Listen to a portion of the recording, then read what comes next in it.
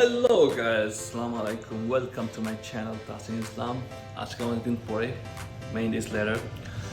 From now on, my content in this channel is gonna be in English because I have a lot of subscribers who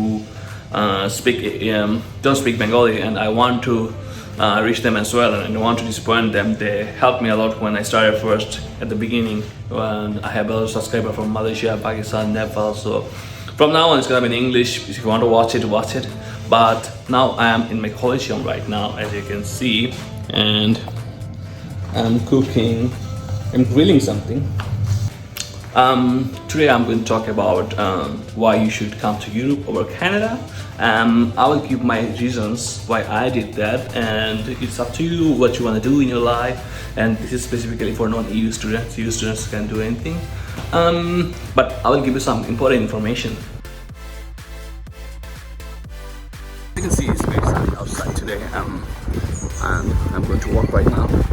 But I think Copenhagen has finally received the summer. It just arrived shortly. Packaged. मस्त joke मारा रे या हंस रे हलकट हंस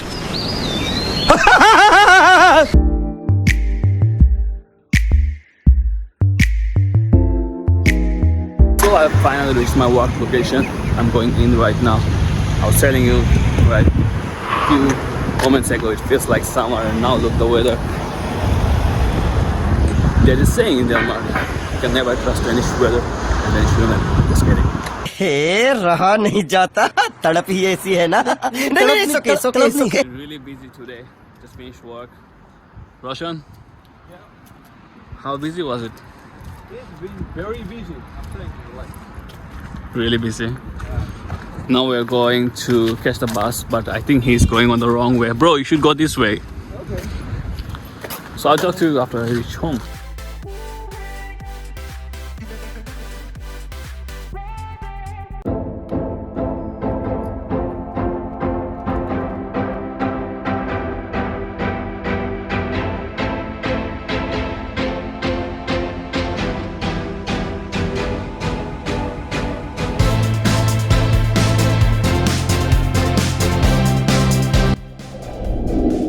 Talk about it.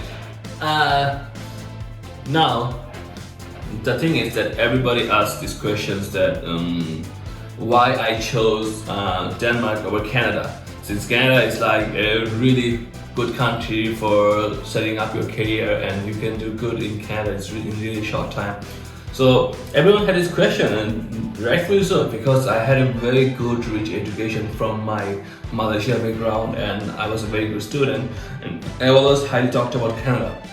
Well, the reason why a lot of people support Canada to go as an abroad for your final career option is because Canada has these requirements for permanent residency, where if you finish your graduation in Canada and work for 1 year, it doesn't matter in what sector you work in. If you work for 1 year and fulfill some sort of requirements of hours, then you are eligible for permanent residency.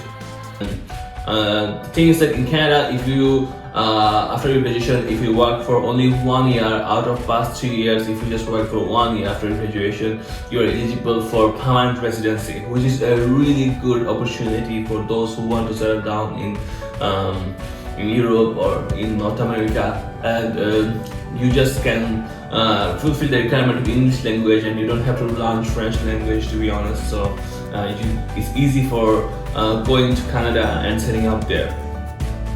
My reason to do that, to come to Denmark and not to go to Canada, was completely personal.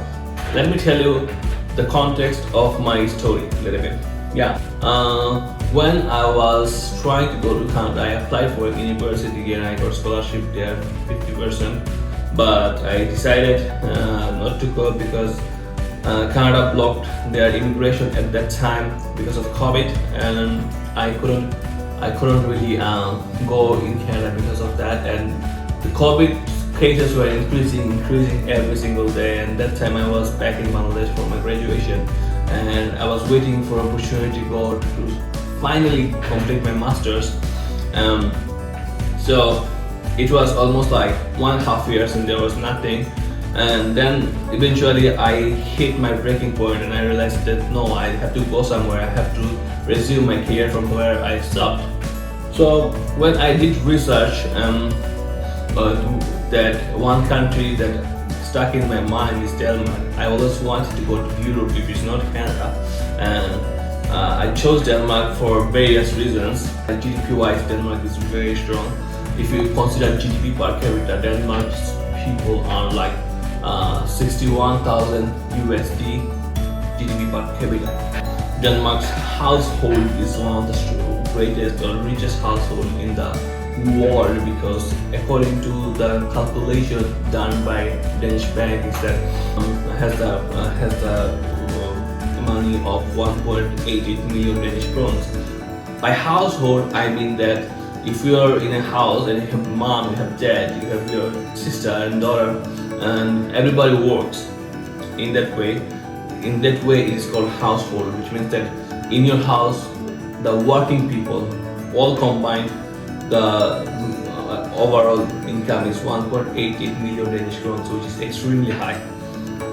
My final target and my most important target was I wanted to get a reputed degree for my masters. I wanted to get a high skill degree, and Denmark provided that for me. Well, if you really look into Danish degree system, you will look that Denmark is 5th placed all over the world in education system. Your question is that why you should come to Europe or Canada. I'm not saying you should come to Europe or Canada, but I'm saying that Europe can be an option for those who think that they want to come to abroad to set up their career. Europe can be a good option because when you come to a European country, you get the resident permit also to travel in 26 Schengen countries, which is European countries, which include a lot of different countries. If you really want to settle down in Europe, there are many options that you can think about. So basically, I will give some examples to you just to make you understand how it works. For example, if you finish your masters, let's say, and then you want to do PhD and you want to choose one European country from Denmark, it's very easy to go to other European countries if you have European masters. Then a lot of the governments are waved away because they recognize your degree, and you don't have to convert the credit hours. ECTS, which is very hard from other countries. So what happens is that if you chose, for example, Finland, and you want to go to Finland, if you stay there legally for 4 years, you're eligible for PR. Yeah, you just have to stay there legally for 4 years, whether it's temporary resident permit, whether it's like work permit, doesn't matter. And secondly, you can also go to Germany. Germany has 5 years residence, where like you can stay for 5 years there, and you can apply for PR as well, where you have the German language requirements, and you are set. A lot of people choose that options, and it's one of the most popular option in Europe is that if you move to Portugal and you stay there for 5 years legally, you're eligible for nationality. And by nationality means passport, yeah. And the benefit of having European passport is that you have the power to work, travel, and stay in any European countries for as long as you want, let's say for a lifetime, and you can do anything you want. Like you have one European passport, that means you have power to have PR in all other European countries and exercise your nationality in Portugal, of course. These are the 3 options out of many European options, European country options that you have to migrate eventually after you move to Europe. So yeah, Canada is a very good option to go and to get immigrated there. You just need to spend 3 years and you're set for life, let's say. But on the other hand, I would say Europe is not a bad alternative. Yeah, get me really quick. I'm saying it really clear and as easy as possible. It's not a bad alternative, considering that you have to spend, let's say, 4 or 5 years or like 6 years, but still you can set your life. That's a really good alternative. Comparing to Canada, Canada is a really cold weather. Canada is a really cold weather, and it's very hard for people from South Asia to live there. In Europe, you have options of different weathers. so you can choose which country you want to live in eventually. I hope you liked my video, and I'm really grateful for making 300 subs in my channel. I never thought it's gonna cross 100 subs like a few months ago, and just did it. Thank you very much. And from now on, I will improve my content ratio and quality in this channel, and there are gonna be a lot of content, whether it's traveling, whether it's educational, a lot of things. So you can get stuck with this channel, and I'll promise you I'm gonna give you a lot of good content. So until next time, bye bye.